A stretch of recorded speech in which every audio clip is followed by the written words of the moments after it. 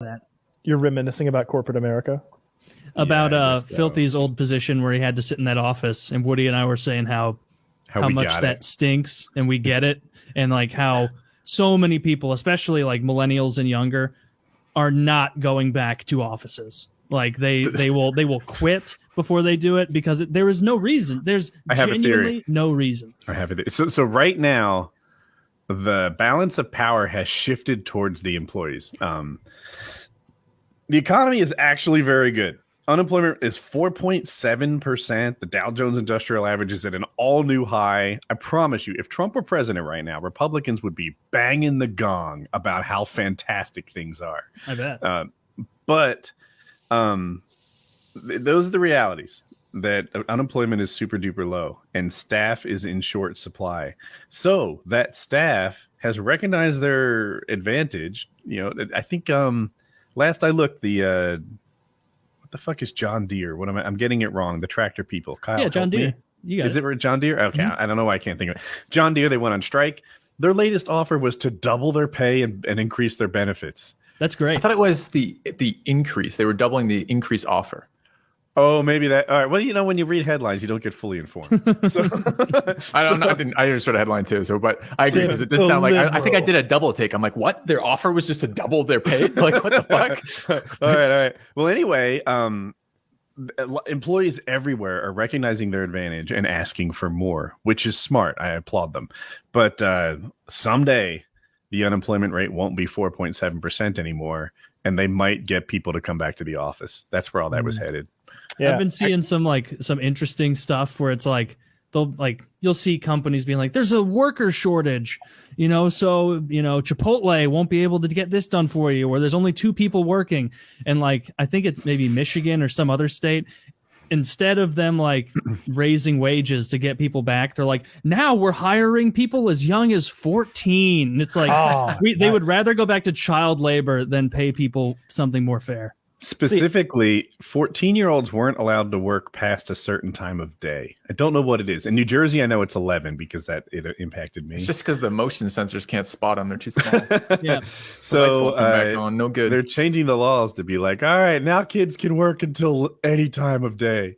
And it's like any number of hours. Forget the 12-hour day. Ooh, is that going to be good for the film industry? I didn't consider that. So there's going to be a bunch of new Die Hard movies coming out with like a 14-year-old star. No. But like whenever you've got a kid in your movie, like it's a real problem. Like dealing with. That's why so many twins end up being like child actors, and because you get to work them for twice as long. Yeah, and the director gets access to 2 children now. Yeah, that was good. Or producer, whatever Weinstein was. There needs to be a word for menage a trois that involves 2 children. Oh, it's a fucking felony. Going to jail. Call that an ice cream sandwich. That is pretty absurd, though. Just being like, yeah, we're not raising our pay. We're just gonna start hiring 14-year-olds. A pet a trois, all right. Which I do not. That is a corporate-friendly way of dealing with that problem. Pet a trois? I know we can't gloss over that Zach came up with. Woody asked, "What do you call a 3-way with 2 children?" And Zach said, "A pedo-trois." It's a sick line. Pedo-trois. It's great at producing your show. Goes in the blanks. That man has 3 children, folks. All 9 months apart. Yeah, fixes more than tech issues. Hot load. What was I gonna say? I lost my train of thought. Anyway, about whatever. The kids. I like that employees are sort of pressing their advantage and getting what they can. Yeah, they should.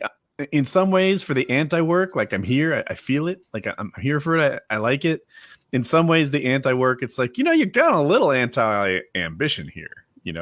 I never see anti-work people being like, you should start your own business. You should buy some houses, fix them up, flip them. There's a lot of money to be made in this. If you little sweat equity will help you build your wealth. And it takes a lot of capital to flip houses.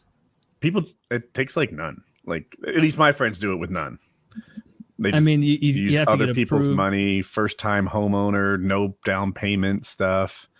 I'm trying not to dox anyone, but it's like I think once you get it rolling, it rolls quite easily, and there's a lot of tools in place to get things rolling. So like if this fucking it can be done. buyer's market's any sense of it, you got to. It's not like you like check some boxes on a website and you can flip houses. He's not saying that. But. In this case, they were able to buy without saving a lot of money and then fix it up, sell it, or rent it. Airbnb is a thing now. Like there's a couple people in my life making like